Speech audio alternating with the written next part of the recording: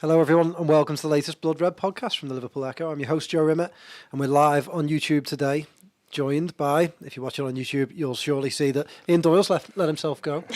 Yeah. Yeah, it's Beth Lindop, everyone. Hi Beth. Hi. You okay? Yeah, I don't really know what to say. You caught me off guard. Why? Because I said Ian Doyle's let himself go. Grown some hair. He's grown his hair out. Yeah, he's put some lippy on and yeah. We are one.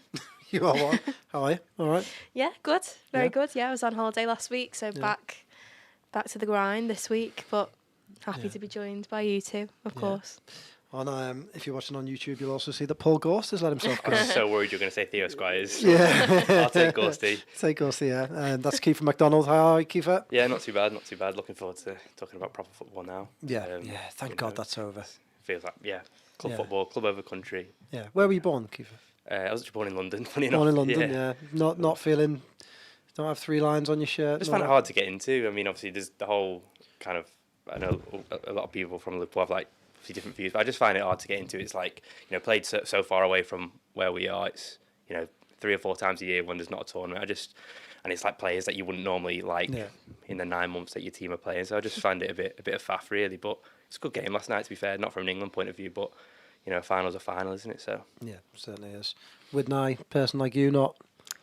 Well, I may be quite an unpopular opinion. I wanted England to win. I mean, I didn't not want. I'm not a win. staunch sort of England supporter, like Keifer said. It's I'd be club over country any day. But when England do get to a major tournament final, I'd like them to go on and win it. So yeah, it was a bit sad last night, but raring to go today. not as sad as Theo. Not as sad as Theo. No one was as sad as Theo. And not as happy as Gorsty, so they're like both ends of the spectrum, aren't they? So. Theo's somewhere in Athens right now, making his way home from Berlin, which going in the opposite direction. So, before we start the podcast proper, we are live on YouTube. So please, if you've got some questions, pop them in the comments. We'll try and get through to them as we go through the podcast. If you're listening elsewhere on Apple Podcasts or on Spotify, please give us a review. Give us some stars. If you're listening on YouTube, give us a thumbs up, subscribe, press the bell, all of that. It really, really helps, and we really, really appreciate it. And I love reading the reviews. Make some comments about Ian Doyle or others, and also a big shout out and thank you to NordVPN who help us do what we do. Really handy for you. You were in Tenerife, weren't you, last week? I'm a big fan. Makes life a whole lot easier. Being able to watch the Euros web. and whatever. And do it safely. So thank you, Nord. And to get the best discount off your NordVPN plan, go to nordvpn.com/bloodred. And our link gives you 4 months extra free on a 2-year plan. And there's no risk at all with Nord's 30-day money-back guarantee. The link is in the podcast episode description box. Right, so Euros are over. Copa America is over. We'll talk a little bit about England. Got some ideas around that. But before we get to that, Keifer, we'll start with you. Transfers can get underway. Liverpool have got the green light finally to make a move in the transfer market. Do you think we'll see things step up in the coming days and weeks? It's difficult to say, isn't it, really? I mean, when you have major international tournaments, you don't really tend to see too many deals, especially, and maybe there's more exceptions to that, given obviously the PSR stuff that happened at the end of last month. But, going back, it's quite rare, isn't it? Few and far between. I suppose it's also different this year because you've got a new manager, a new regime. People want to assess the squad that's there, assess the youngsters. It's almost a clean slate for everyone involved. So, when's the first game? I think 10, 12 days away. They play Real Betis, don't they? So I'm sure after that maybe we'll get more of an idea. But it's going to be difficult, isn't it? Because the players who went into the latter stages of those competitions, if they are to get 3 weeks off, which is kind of the normal, what Jurgen Klopp would have done, I think that's just after the tour. So you're only then 10 days out from Ipswich. And then, after that, if you kind of sign him, players at the back end of the window, which Liverpool don't tend to do. I mean, off the top of my head, I can only really think of like Chamberlain, recently where Liverpool have kind of been involved on like deadline day. But it sounds like that's maybe the way they're going. I mean, Richard Hughes said at his press conference earlier this month that they're going to be, I think, opportunistic signings was the word, wasn't it? And he used the word, he said there'd be a crescendo, didn't he? Yeah, towards the end of the window, which is obviously late August, September. Which makes sense, to be fair, because the clubs will obviously be not desperately trying to balance the books, but they'll surely have an eye on outgoings. But they'll prices will be at an all-time high at the minute, and it won't be till later in the window that maybe clubs, as we saw last year with Gravenberch, maybe drop their asking price, and clubs are able to move. So I think it'll be really interesting, as I say, because we don't really know what we would like as Liverpool, people who follow the club and whatnot. But Slot's the man, isn't he? And Hughes as well. And it'd be probably unfair to start targeting all different areas until they've had a real chance to assess everyone. And then on top of that, you've got the outgoings potentially. I mean, I wouldn't be surprised if Luis Diaz leaves the club before the end of the window. So then all of a sudden you're in the market, 60 million, 50 million quid or whatever, looking for a new left winger. So yeah, I suppose not really expecting anything. I'd be surprised if there was anything in the next 2 or 3 weeks, but I'm sure as we get closer to that September the 1st deadline, I'm sure activity will ramp up. Yeah, I'd go along with Keifer there. I mean, just putting yourself in Slot's shoes, Beth, I mean, he's going to come in, he's going to look at the squad, isn't he? And he's only had a week with them. A week? Is it been a week? In pre-season, obviously still at this stage, it's still a lot of medical tests and fitness stuff. So, surely in his head, you might have a Sepp van den Berg, I think, is a player that I think is a good example, that Liverpool will probably need a centre-back. But they might look at him and go, well, why would we commit money to a fourth-choice centre-back when we've got a young lad here with a high ceiling? So would you go along with that? Do you think that we're going to see deals come at the end of the window and not necessarily in the coming days? Yeah, I think so. I think that's probably going to be the case across the Premier League, really, as Keifer said. I think, most clubs will be having players not coming back to pre-season for a good couple of weeks yet, and it's always a bit of a domino effect, isn't it? When it gets toward the last stages of the window, one player moves, and then that opens the door for another player to move. And certainly going on from Richard Hughes' comments, that looks like what Liverpool are going to be looking to do is pouncing on those opportunities. I'd like to think they've maybe got a couple of irons in the fire already, and I know we spoke a lot sort of last season about Ryan Gravenberch and maybe him not being quite up to speed, and how it's great that he's going to get a full pre-season. So you don't want too many players coming in right at the back end of the window, because then all of a sudden they are playing catch up. There's an awful lot of games in September with the new Champions League format as well. So yeah, hopefully we can get a couple over the line in the next few weeks, but I do tend to think it probably will be later in the window. I've got a couple of questions in already. First of all, Stephen Killen's watching. Would you like to say hello to Steve? No. No. Hi, Steve. Stop messaging me. Yeah. Just leave us all alone, Steve. Has he sent in a question? He hasn't. He just said woohoo, blood red. So there you go. So hi, Steve. One question from Oren Thompson. I was wondering how we'd feel if Liverpool didn't bring in anyone this window.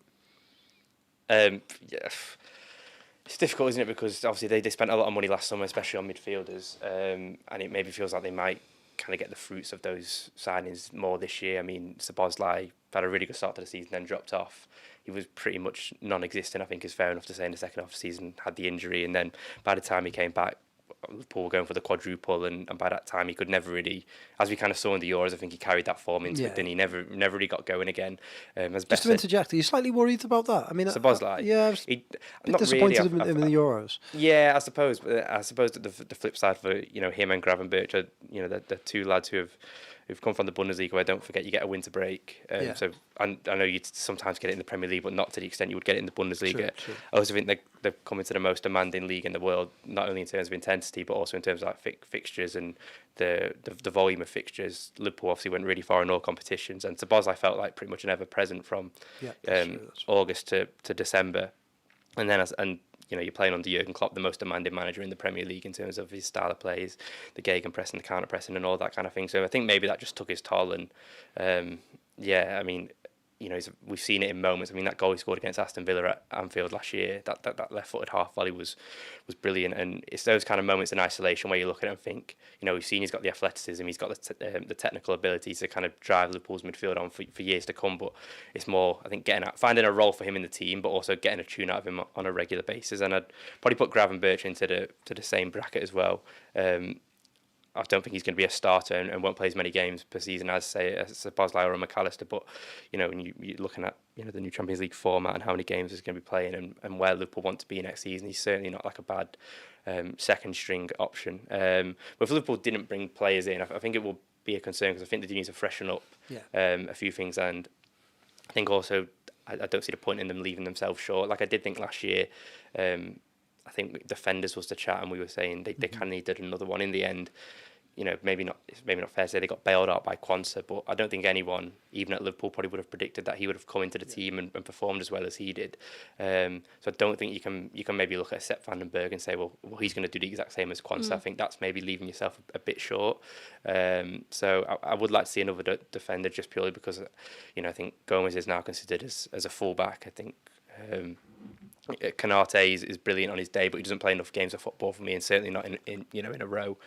So I think that would probably be the bare minimum for this window. I think in terms of attack, they do need another one, but I don't think it'd be the end of the world if they didn't bring someone in, because they've got a few younger lads coming through who can maybe do that fringe role. And then I think the midfield is, okay, you can argue they need a number 6, but I think they could get around that in a way. But that's the thing with the number 6 is, they're going to need someone who's absolutely world class, and I don't think there's anyone out there who you'd put 100 million down for tomorrow if he was available. Because so I don't think Liverpool would buy for the sake, of just saying we've got a new number 6. So it depends. I think the long answer to that is if they didn't bring in anyone, I would be disappointed. But if it was only one and it was a defender, I think I'd be all right with it.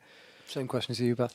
Yeah, I think defender is non-negotiable, because I think Konate, you've got to expect he's going to miss maybe half of the games in all competitions across the course of a season. Joe Gomez obviously stayed fit pretty much all of last season. I don't think he had a single injury, did he, that I can remember. So, but that's rare. With Joe Gomez, that is very, very rare. And that's also without him starting sort of week in, week out at centre back, which is his preferred position. So you're looking at sort of your two most reliable centre back options being Van Dijk, who's getting on a little bit, and Quansah, who's only just sort of adapting to Premier League football. So it would be a massive risk, I think, to not bring in a defender, particularly because I think there's some fairly decent defenders knocking around for fairly decent prices. I think that's a market that you could. Well, Cali Fiori, for example, going to Arsenal. We talked about him on Analysing Anfield, actually. We did. Fair enough. But it does look like he's Arsenal bound. But, that sort of player profile, 50, 60 million pounds, who can come in and do a real job for Liverpool. Or even if it's not that much, just someone who can come in and be another body who can be reliable. They need someone in that middle, don't they? That middle age. And they kind of got the Quansahs, the Sepp van den Bergs, whatever, and the Van Dijks. They need someone around Konate's age, but more durable. Yeah. Because they've kind of got both ends of the spectrum covered. The experience, the youngsters, but. I think if you didn't sign anyone, that is pretty much resigning yourself to say, well, this is going to be a transitional season. And Ian Doyle, just to channel him for a moment, would probably say, well, it's going to be like anyway, and Liverpool, the best that they can hope for next season is top 4. But sorry, if you're channeling Ian Doyle, you should say best they can hope for is top half. Yes, top 20. True. Top 20, True. yeah. They're one of the top 20 teams in the country, and they should be happy with that. But I think you're sort of in the same boat as me in terms of you always expect Liverpool to be challenging for the league title, and I think that has to be the case. It might be an unrealistic target, but I think you want them to go into the season with that as the goal, and that means probably getting a few more bodies in the door. I think it's funny enough. I think on the surface, it looks like if there was ever a season not to sign someone, this could be it. That they have a manager coming in who probably wants to assess the squad and see some of the players in action, and they've got lots of young players. I mean, I was going through the squad before, and we'll come to this in a bit, with players that they could sell, and I don't think there's any dead wood there. So many managers come in, don't they, and they have to clear out the dead wood, and that's always one of the sort of cliches around managers coming into clubs. But I don't necessarily think Liverpool have got a squad full of dead wood. I think the players that they would sell would be players that you'd look at and go, like Sepp van den Berg or Tyler Morton or Fabio Cavallo. They'd be players who you'd think, they could go on to do something in the game, and they could even go on to play for Liverpool, but not right now, and we can fetch some money for them. But saying all that, I think, like you said, a centre-back to me is non-negotiable. I think if you look at the injury record, and as I said, on the surface it looks all right, but you scratch beneath the surface in that squad and it looks short in certain areas, so centre-back is definitely one. And you want a forward plan there as well. Van Dijk's 33, isn't he, at the end of the summer? And I know he's been an ever-present for Liverpool, but you won't expect him to be an ever present in the seasons to come. So and the best teams plan ahead, don't yeah, they? Even exactly. if it's a 22-year-old, it's someone who's going to be 24 by the time Van Dijk finishes as well. Absolutely, and I think as well the best teams are quite ruthless. And I talked about this in the last pod. Sometimes I think Liverpool are too loyal to players, and I don't necessarily mean you just bin them, but I mean, if you signed a centre back like Calafiori, and he comes in and he's absolutely brilliant, and he takes Van Dijk's place in the team, Konate's place in the team, well then so be it. The team's improved, and those players, again, always come back to them, and they are the standard in the Premier League. Man City do that all the time. Laporte is a good example of a player who was absolutely vital to them. Until he wasn't. And they quickly moved Mahrez on. as well. Mahrez, to talk of Edison going. Yeah. So I think for Liverpool this season, not to sign anyone would be a major risk. And I also think as well, new signings they just give everyone a lift, and that's a cliche in itself. But you've seen yourself. Sometimes they sign people in January, and it gives them a boost going into the second half of the season. So I definitely think they have to sign someone this summer. You think of Klopp's first summer as well. I mean, you signed Mane, and he was kind of the focal point of, along with Salah for the whole of his tenure. You think of Wijnaldum as well, another player who kind of was a cog of that team that won the Champions League and won the Premier League and everything else that came with it. So that's a really memorable. Okay, Klopp came in the October and survived until the summer with what he had, but you could tell that to put his own kind of blueprint and his mark on it. Yes, there was player training and a full pre-season was part of that, but also it was getting some big signings through the door, wasn't it? Yeah, that's a good summer, I think, to talk about, because if you look back at that, they didn't necessarily come in and Klopp didn't sign 10 people and move 10 people out. He brought in 3 or 4 quite key players, Wijnaldum and Mane being 2. Klein as well. Klein and just sort of tweaked the squad, didn't he, and brought in his own people. So I think that it's the same this summer. 2 or 3 signings I think would do it. And give slots some time. Also, I think there's a quiet conversation to be had about forwards. I mean, I know I just said if I was to pick one, it would obviously be a defender, but I think if you look at Liverpool's front line, if you were to kind of line them all up, so if you take the youngsters away from it, you've obviously got Salah, who's a year left on his contract. His future's quite uncertain. Will he stay? Will he go? I think everyone thinks he'll stay this summer, but beyond that, so you talk about planning ahead. You've also got Gakpo. No one really knows what position he's going to play. It looks like he's going to play off the left, but who knows? You've then got Diaz, who I think me and Beth had the conversation quite a lot of times about his numbers and maybe doesn't provide the end product, and he hasn't really made that step up like Mane did in his first 18 months at the club. And then you've obviously got Núñez, who had a good season, but the way it ended, I think, left a bit of a sour taste. He scored 1 goal in his last 10, 12 games, whatever. So all of a sudden, you've got Jota as well. A guarantee of goals when he plays, but again, does he play enough games? So you're looking at Liverpool starting free next season. If it's Salah and 2 others, there's only really one player you could probably put your hat on and say he's going to score the goals today. And I think Liverpool are really lacking that, kind of week in, week out of someone who you can look at and say, he's going to be our 25, 30 goal a season striker. Yeah, Sanjay Mystery says, with the late arrival of players and then late transfers, do you think it will negatively affect the start of the season? Beth, I don't necessarily think that has to be the case. No, I think Liverpool have enough that, they can have a real sort of core of the team who have, been together and can muddle through that first period. I mean, they have Ipswich away, which will probably be a tricky game in terms of, you're away from home against a newly promoted side. That's always a bit difficult. But in terms of the quality of the opponent, Liverpool should have more than enough to get the job done against them. I think Liverpool's early fixtures are fairly favourable, aren't they? Brentford after that, and then United. United away is the tough one, but United away is always tough, whether you've got a full squad. Does it? And by then, I think, first of all, your players from the Euros, Copa America are back and fit. And you would expect, I can't remember what date that is, but if it's the 3rd week of August, you'd expect some signings to have been made by then. And also, sort of United, for example, will be in the same boat. They'll have players coming back late from international tournaments. They'll have new signings settling in. I think everyone at that point of the season is kind of in a similar boat, and players are finding the groove. So, no, I don't think it'll be too negative. But I just think the way Liverpool operate, they do like to give players as much of a pre-season as they can. But that might not be possible this summer. And it'll also be interesting as well, because typically when Klopp would sign someone, he'd never thrust them into the start 11 straight away. It would kind of be a gradual process, and it was always like the October, November international breaks. You think of Fabinho, he hardly kicked the ball, and then all of a sudden that kind of time between November and December, the busy January as well, is when those new signings will kind of come into their own. But we don't know how Slot's going to do it. Is he happy to throw new signings in? If not, there's no point making them now if they're not going to start until November, December time. So it all depends on the manager's methods, really, doesn't it? Yeah.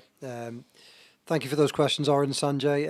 Another question from Chad Oy, saying Liverpool's stance on the whole Núñez situation with the Colombia fans. Are we backing his decision or staying away? I think we've reported on that that if you're asking for Liverpool's stance and not our stance, that Liverpool were trying to gather as much information as possible. And I guess now that the tournament's over, they will speak in more detail to Núñez and the other people involved.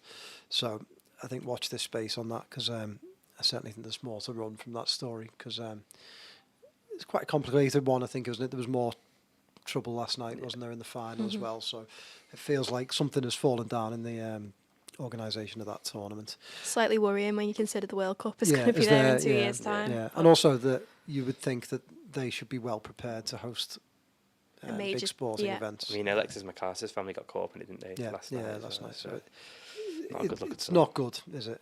So we shall see on that. Harvey King's also asked a question about some of the changes in the squad. So I think that leads us on quite nicely to what I want to talk about and go through some of the players that perhaps could depart this summer and just how much you'd be looking for them. So I think we'll start with Caoimhin Kelleher. I don't think it's any guarantee that Kelleher goes, by the way, but I do think he's one of the players that certainly you wouldn't be surprised, Keifer, if at the end of the summer he's no longer with Liverpool. What do you think's realistic for him, and what would you perhaps do about his situation? I mean, how long has he got left on his contract? 2 years? Is it a year or two? Good question. I'm not too sure on that. Well, let's say it's 2 years.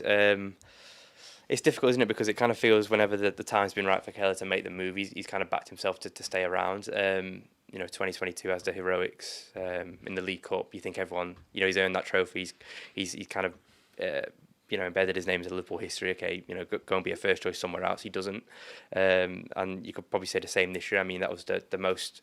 I'm not sure what he finished on, but it was certainly the most amount of games he played for Liverpool in a single season. I think at one point he certainly played more than Alisson at one point. So, it's certainly not a typical number 2 role, is it? I think given Alisson's injury record, you're still going to, rack up, 25, 30 appearances a year. So I think for that reason, because of how important he is, I think Liverpool will be fair to kind of demand anything from 25 to 30 million. I mean, we were just saying in the office beforehand about some fees that the likes of David Raya had gone to Arsenal for. Was it 27 million? I think in the end. Yeah. I think there was plus a 3 million loan fee, so it is 30 million. 30 million. Then you've obviously got Gavin Bazuna a few years ago. Went from, I think he was on loan at Portsmouth in League One, then went to he was on loan from Portsmouth at City. And then signed for Southampton for 20 odd million or so. James Trafford as well, 20 million. 19 million, and he hasn't made a Premier League appearance. So all of a sudden, that's Kelleher's. That's the lowest you'd want for Kelleher, isn't it? Regardless of whether it's a year or 2 years left on his contract. And then it becomes with any transfer. What's the price of Liverpool? I mean, I don't really see too many goalkeepers who can bridge the gap between Alisson and kind of what Kelleher has done over the last few years. So for that reason, if Liverpool were to lose him on a free in 2 years' time, you could argue that's worth more than 25 million now, really. If it's going to win them another FA Cup, take them far in the Champions League and almost take the strain off Alisson, talk about more fixtures, the volume of fixtures as well. I'd be saying 25, 30 million minimum. 25, you've got a club card. Beth, I think the key to Kelleher leaving is if Liverpool can get that deal done with loads of clauses, and one such is a buyback clause. I just think, to me, there aren't many better young goalkeepers around. I think if he played every game, he'd be one of the best goalkeepers in the Premier League. And to me, if Liverpool can get some sort of, I don't know, it's very hard to do and they're very rare, but some sort of buyback clause in his deal, he could be Alisson's successor just 2-3 years down the line. Yeah, I think it is such a difficult one with Kelleher, because I think from a sort of on a human level, the only fair thing really is to let him go and let him have the chance at being number 1 somewhere else, because I think he deserves to be playing week in, week out. I think he's more than good enough to do that for probably more than half the sides in the Premier League, really. But Alisson does concern me, as for a while, because I just think out of all the goalkeepers in the league, certainly for the top clubs, he seems to be the most injury prone, and I think the older he gets, those muscle injuries I think will probably become a little bit more common, and you can't afford. We know how much of a game changer Alisson was. You can't afford to have a goalkeeper who's a liability. So it is, his value to Liverpool is huge, and I think maybe that Alisson's future is something that the club will have to have a bit of a handle on. There've been some rumours, very sort of flimsy rumours, about him potentially, looking at Saudi Arabia and things like that. And you think, can see why that would have legs to it as yeah. well, can't you? And so you think if that's something that's conceivable within the next 12 months, then you'd be saying to Kelleher, well, listen, stick around this season, get some games in the cups, in the Champions League, maybe certainly in the group stages, and then next summer you're the number one. If that isn't the case, if they think Alisson's going to be around the next few years, then yeah, obviously maybe look at getting a buyback clause and sending him out somewhere. But then you don't necessarily want to be sending him to a direct rival, because I think he is that good that he could be a really top player for someone. So I think 30 million, like Keifer said, is the minimum that you'd be looking for, because if you can get 19 million for someone who's not made a Premier League appearance, then someone who's won you 2 trophies, I think you can be asking 30 million for that. Absolutely agreed. Sepp van den Berg, Keifer, been a lot of talk about him. He's made quite clear his feelings on the matter, and that he'd like to go and play first team football. Is there a chance though that, the statistics around him are very good last year? He's in the position Liverpool need. He's 23, a good age. He's Dutch, which might just help with the new manager. I don't know. Maybe that is just. You've seen on the videos of the first few days of training, they seem to have some kind of relationship, don't they? And they seem to get on quite well.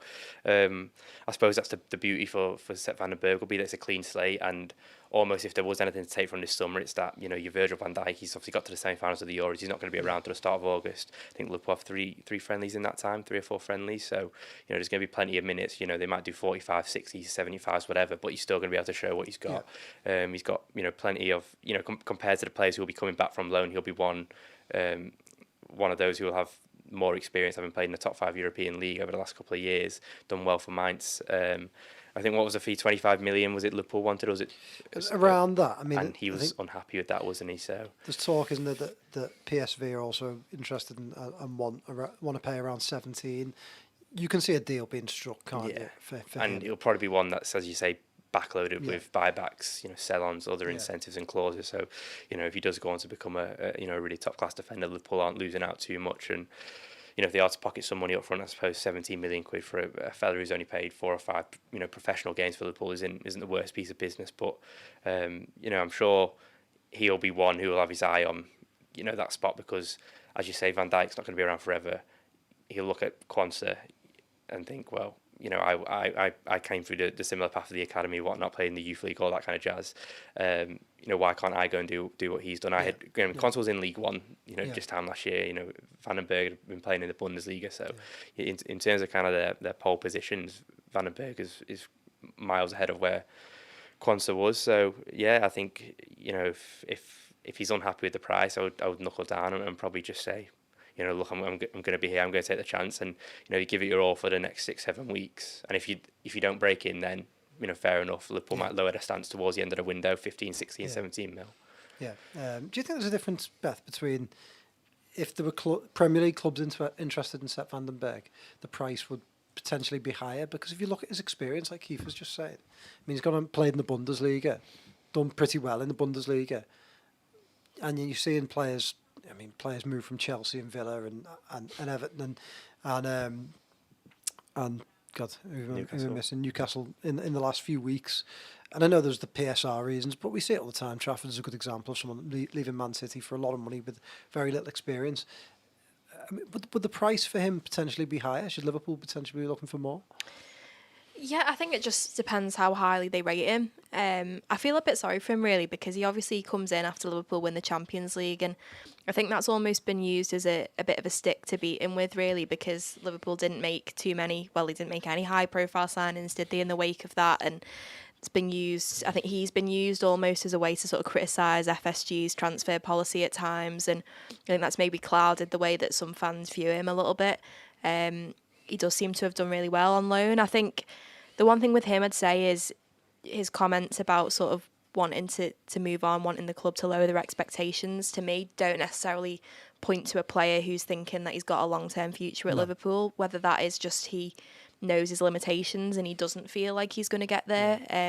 You compare that with Jarell Quansah, for example, in that interview that he gave where he said, he's there to take Matip's place. It was obviously a little bit of a tongue-in-cheek one, but he's obviously a player who rates himself and thinks that he's got a future in this Liverpool team, whereas I think Vandenberg has maybe resigned. He's a little bit older, isn't he? 23. Yeah. He's maybe thinking, I'd have made it by now if I was going to at Liverpool's level. So for that reason, I think if a 15, 20 million pound offer comes in, I think Liverpool will probably let him go. Okay. Kostas Tsimikas, do you think the time has come for Kostas Tsimikas to move on? If so, how much? I feel like we say this every summer, don't we? He's 4 seasons he's been around 4 now. seasons. Is he out of when's he out of contract? It's a good question. Probably one more year, won't it? Yeah, I'll look while you two talk. But I mean, after the final game of last season, I think the final home game against Villa, he was in tears, and everyone kind of thought, he might be off. I think at one point Juventus were linked with him maybe, but I don't know. He's another one. He kind of does the job. 2027, so 3 years.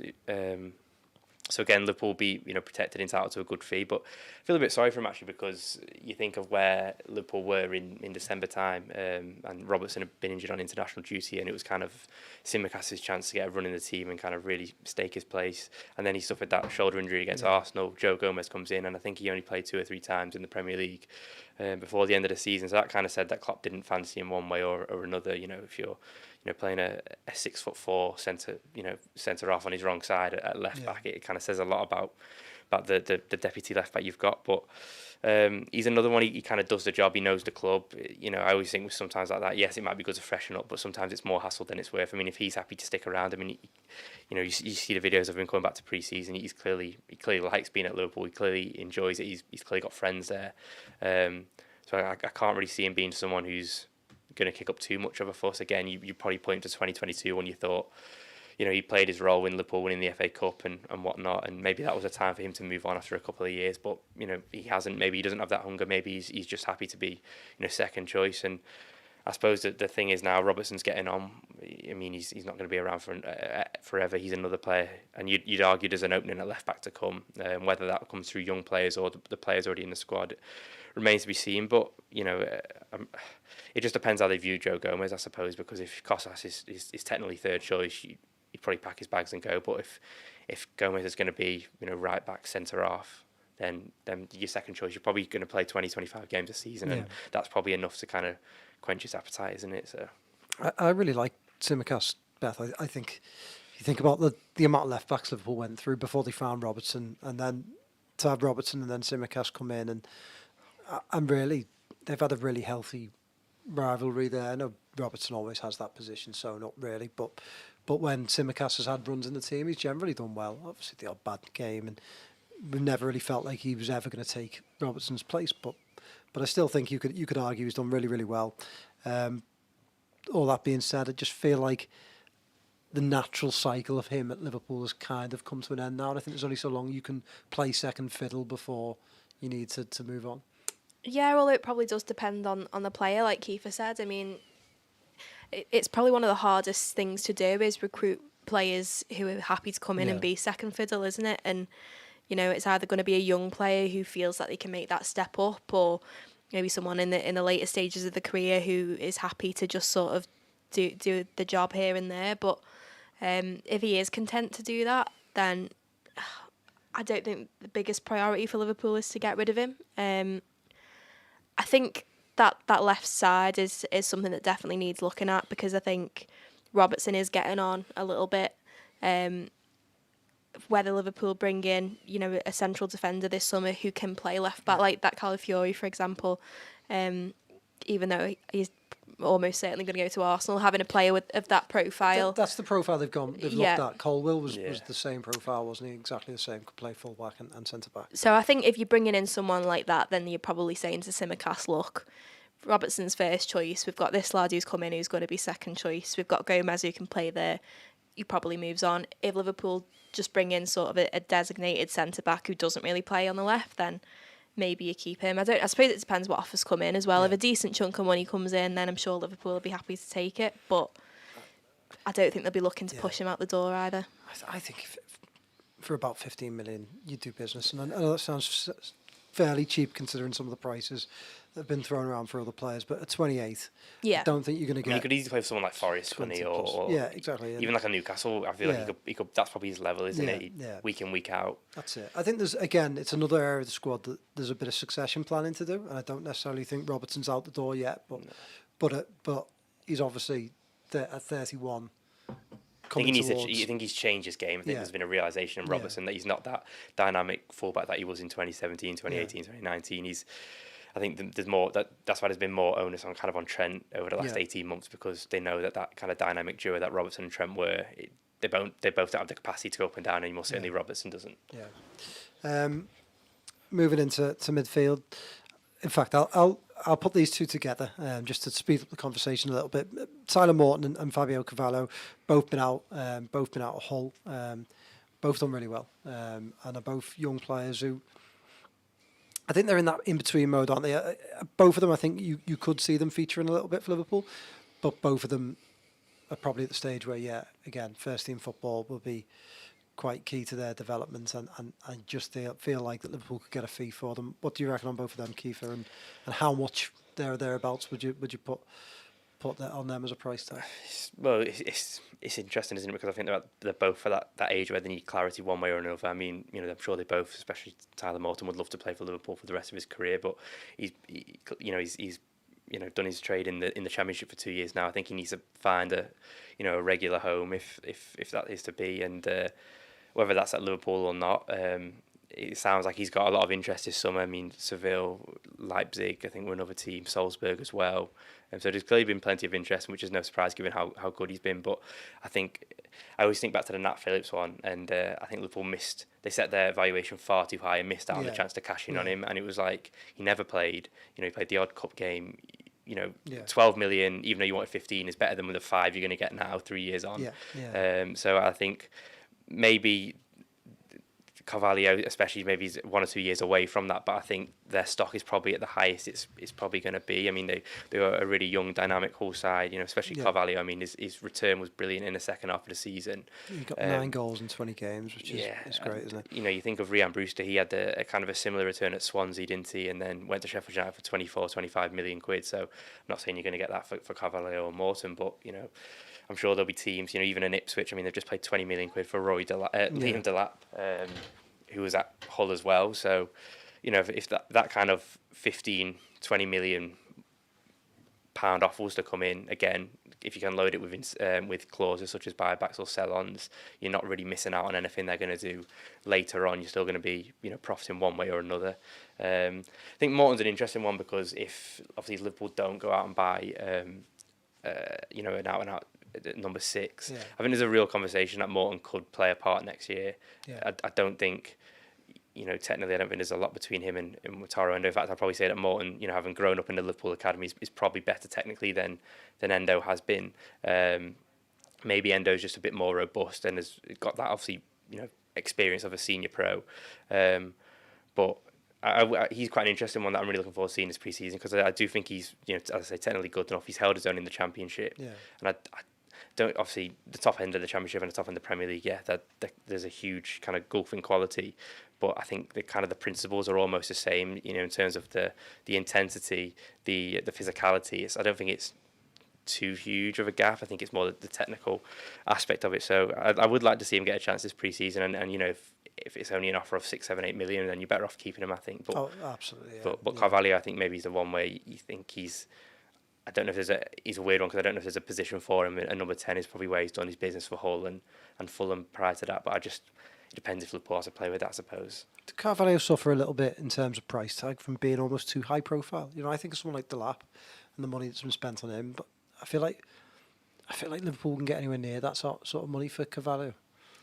Yeah, I think Carvalho was such a weird one, because obviously Liverpool were in for him in the January, weren't they? And it was a real sort of disappointment. I remember sort of online, the fan base sort of went a bit mad when that didn't... Like the fan base go mad when they don't land a signing. When that didn't get over the line, and therefore sort of when he actually did come to the club, there was a lot of expectation, a lot of excitement. And then he scores that last-minute winner, doesn't he, against Newcastle. And then I sort of think after that, he didn't really get an awful lot of a look in, did he? Like, started the derby and got bullied at Goodison, didn't he? And it was a real struggle of a season, wasn't it? Yeah, so I feel a bit sorry for him in a way. I sort of think, he maybe wasn't given ample opportunity to prove himself. I do think, there maybe wasn't an awful lot of love lost between him and Jurgen Klopp. I don't think there seemed to be a massive relationship there, and he put something on Instagram, didn't he? And there was a little bit of speculation that they weren't getting on and stuff like that. So I sort of think for him, a new manager could be exactly what he needs. I think he's the sort of player that, if Liverpool didn't have him within the ranks and they'd seen, a young player like that tearing it up in the Championship, he'd be getting talked about opportunistic a lot more. Yeah. And so I think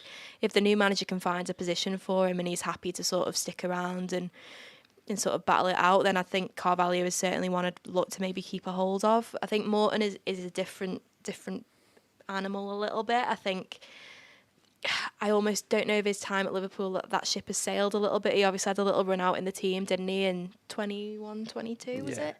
And I think he's going to go on and have a really good career. I just don't think he's a significant upgrade on what Liverpool have already, and therefore if 15 to 20 million comes in, you're probably letting him go. Yeah, funny enough, I feel like that, but for Carvalho as well. I think if you look at the forward line, I agree. I think that there could be changes there this summer, and I think they should buy someone there this summer. But I just don't think that Carvalho is better than any of the options they have. Even a Doak, you know. I mean, Carvalho, as Beth said, has scored a few goals. I mean, I think one of his last appearances for Liverpool starts was the League Cup game at City, and he scored and was hooked literally at half time, like a couple of minutes later. So it wasn't his goal scoring that was a problem. It was clearly like his either it was his pressing or it's his a bit lightweight, wasn't he? Yeah, he's one of those players as well that classically doesn't really have a position that you look at and say, okay, you want him there.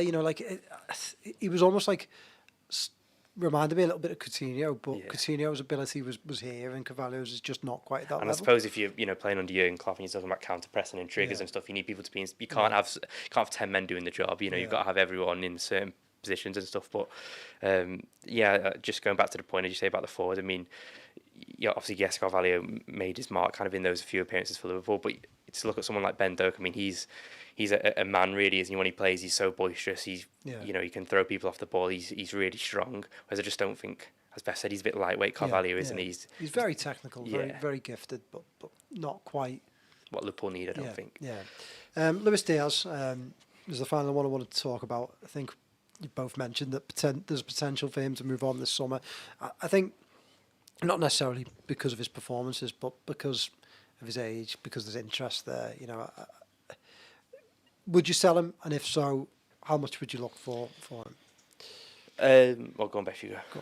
Well, I mean, I think he's probably sort of fabricated some of these links himself, as his dad has, certainly, with the comments that he's made about wanting to play for Barcelona.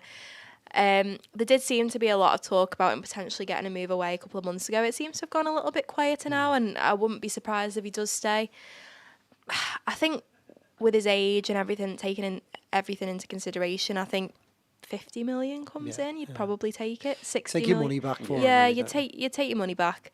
I think the interesting thing is the only place that I can really see him going is Barcelona. And they've obviously PSG maybe.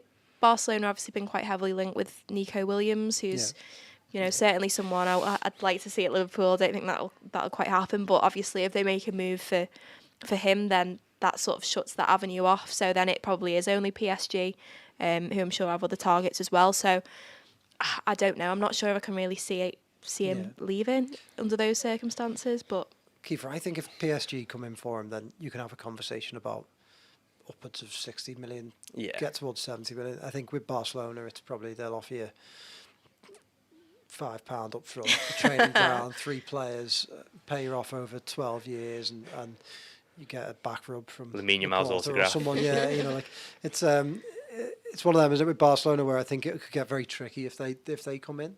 But I do think if there's one player to leave out the forward line, it's probably primed to be him. Yeah, absolutely. I mean, you talk about transfers and stuff earlier. As Beth said, it's a bit of a domino effect, and it feels like PSG are still to make that move, to replace Mbappe. So, maybe that will see it. That'll come in motion now, and whether Barcelona get dragged into that somehow and end up with Diaz, remains to be seen. But yeah, it's, as Beth says, it kind of feels like this interest has kind of just been around for ages, and I kind of feel like I'm just waiting for Diaz to go now. Like, I don't really expect him to play for Liverpool next season, which is a bit mad because there hasn't been, Liverpool haven't reported, there hasn't been anything reported in terms of like formal bids or interest or anything. But I always find, like, with the South American players, it almost feels like a matter of time before they are going to play for, one of the big two clubs in Spain. And certainly Diaz's dad, as Beth says, has kind of made it clear amongst doing all his other activities that he does. He's made it clear that Diaz would like to play there. But I just think he was so exciting, wasn't he, is when he first came and kind of the boost he provided Liverpool for that 2022 season. And then, through no fault of his own, that injury has just really taken its toll on him. And apart from the game against Manchester City in March at Anfield, I can't remember a game where he's looked, anywhere close to the same intensity that he had before. I just think he looks like a player who's kind of mentally scarred by that. And which is obviously understandable. He did the injury once and then it reoccurred in the training camp.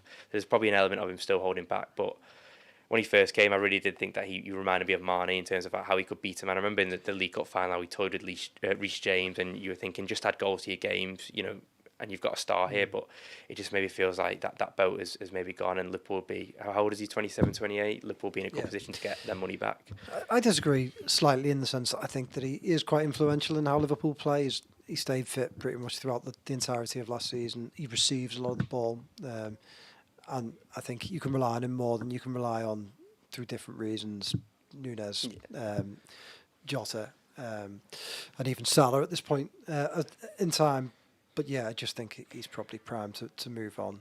I think as well our perception of what wingers should do has maybe changed a little bit. I mean, I think in the game in general it has, but I think certainly for Liverpool, because of how prolific Salah and Mane were, we now expect our wingers to score 20 goals a season. And I think the way Liverpool have played the last couple of seasons has changed a little bit. Obviously, Mane's moved on, and now it's maybe more of an onus on whoever's playing centre forward, or the Bobby Firmino role to get those goals. And because Nunez hasn't consistently been able to do that, then you do look to your wingers to start chipping in with goals. The thing is with Diaz is, like, I completely agreed. I've had that conversation before where, like, the perception is skewed of wingers, but I think with the position Diaz gets himself into, he should easily be scoring 20 goals a season. I mean, that game against misses City, a lot of chances. The one at United a few weeks later at Old Trafford, right at the death.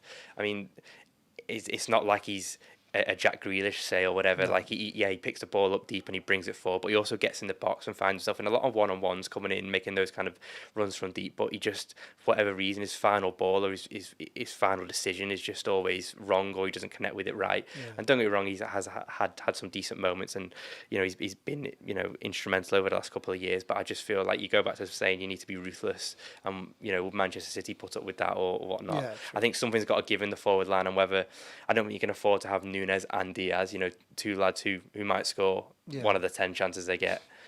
The owners can't all be on Salah. No, I see what you mean. Moving on, we'll have to start wrapping things up soon, so very quickly. The England job might be up soon. Obviously, heartbreak for them last night in the Euros. I didn't have to join into a planning meeting about England winning the final, so I was all right with it, but a lot of other people weren't. Gareth Southgate may move on. Is the England job just the absolute perfect job for Jurgen Klopp? Beth, I'll let you go first. Would that be because you wrote an article about that this morning? But also because I genuinely think that if you're England and you look at some of the the managers on the shortlist, Graham Potter, being one of them.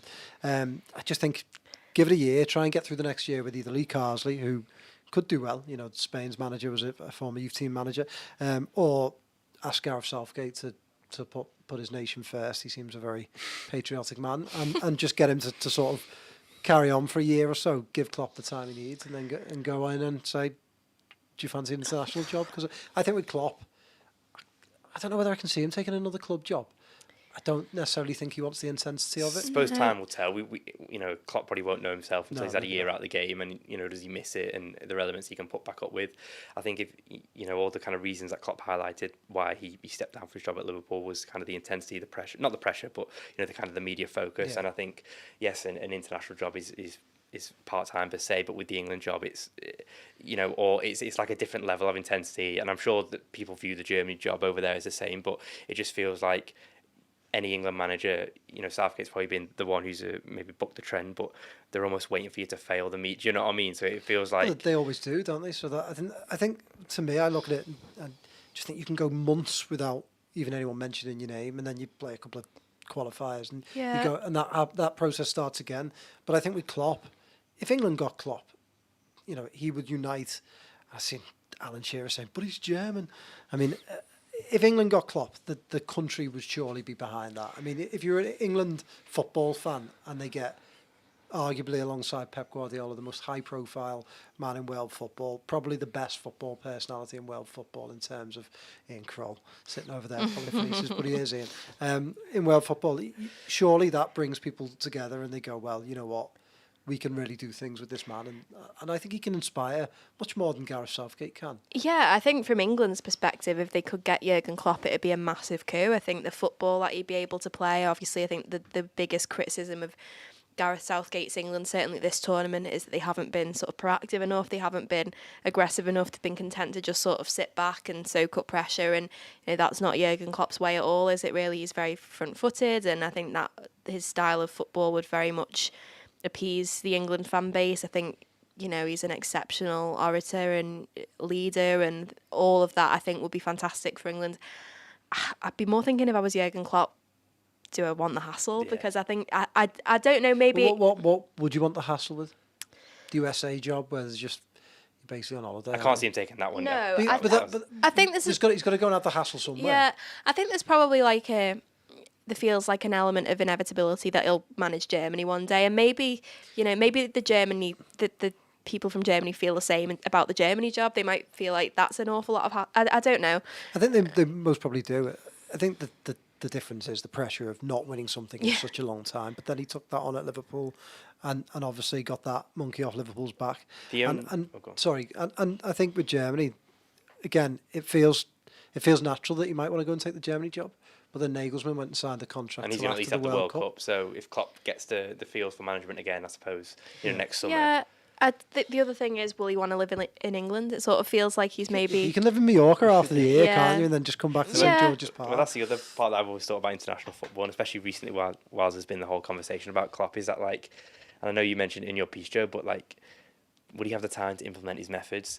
And I understand. I know you kind of countered that by saying, he never really got training time during the season with Liverpool, but he did have 6 weeks at the start of the season, 8 weeks, whatever, and he had the same. He had a small, a tight knit squad. With England, yes, you might have the same, 15, 16 players, but that 25-man squad might fluctuate 8 or 9 players each time. So, does it? Would it get the best out of Jurgen Klopp? I'm not sure. I do think him and Pep, as much as he's said that all of the reasons that he wants to step down from Liverpool, and therefore sort of the natural progression is into international management. I think, I don't know if he's a bit too much of a control freak to be an international manager. Do you know what I mean? Not having the control of the players for 3/4 of the year. I don't know.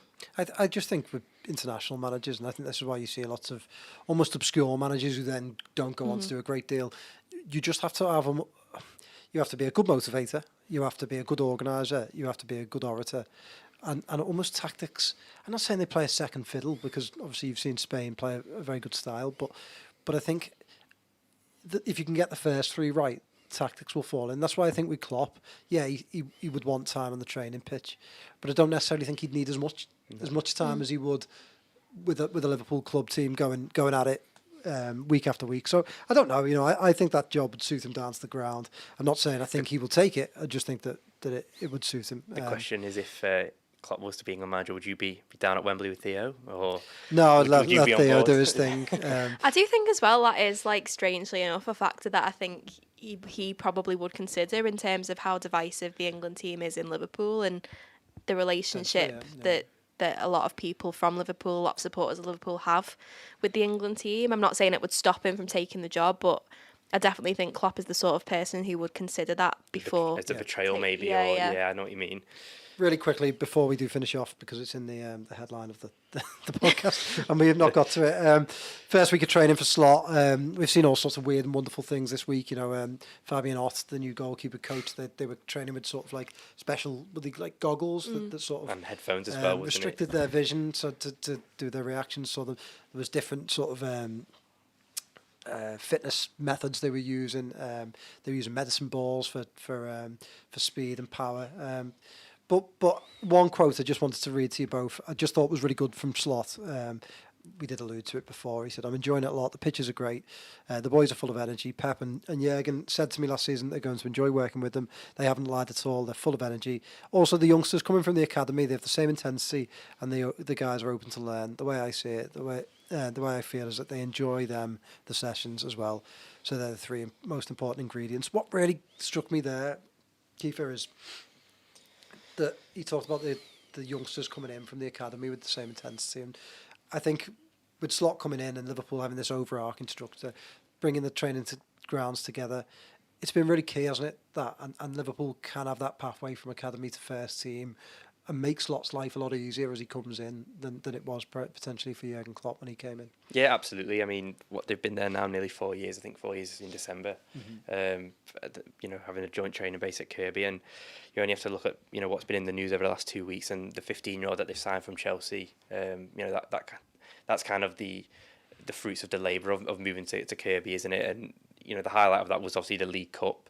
But it's also, the team the new manager is going to work with and all those players and even the players that you maybe don't think about, your Bobby Clarks, who have probably established himself, moving to the first team dressing room now, who I suppose any other top Premier League club would still be considered, academy players and play 21 games.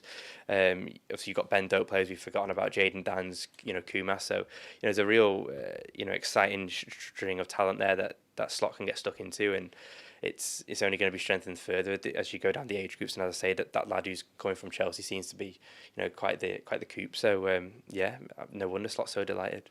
All bodes well, doesn't it? It does, yeah. And I think it's sort of, now we've had time to sort of mourn Jurgen, it's quite nice to have this new exciting regime come in and hopefully look forward to more success in the future. Absolutely. Well, thank you, Ian. Thank you, Paul. It's been great. Thank you, everyone, for listening. Please, if you're watching on YouTube, give us a like, give us a thumbs up, press the bell, subscribe, leave a comment, tell us what you thought of Ian's hair and Paul's height. I don't know. If you're listening on Apple Podcasts or Spotify, please give us a review. Give us some stars. Give us 5, give us 4. If you want to give us any less, go away. And we'll be back on Friday. I'm away, but we'll find someone to sit in. Maybe Steve, if he's still listening. I know he's not as good, but we'll get over it. Right, and then we'll be back on Friday. So we'll see you then. Goodbye.